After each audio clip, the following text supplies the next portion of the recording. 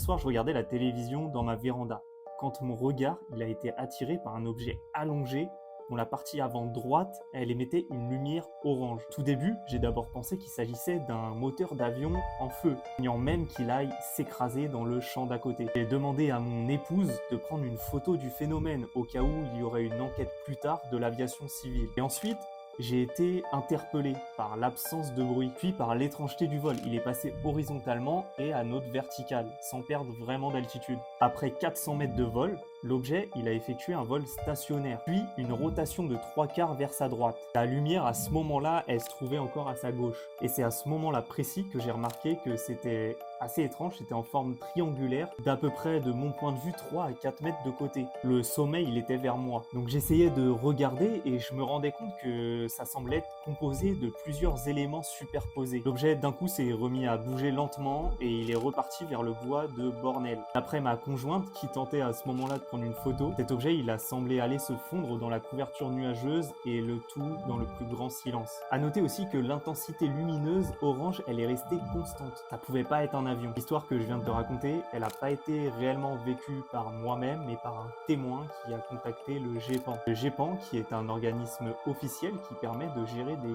phénomènes aérospatiaux qui n'ont pas été vraiment identifiés. Toute cette enquête, elle a été officielle, elle est disponible publiquement. Et si tu veux une vidéo qui t'explique toute cette enquête menée par le GEPAN, n'hésite pas à t'abonner.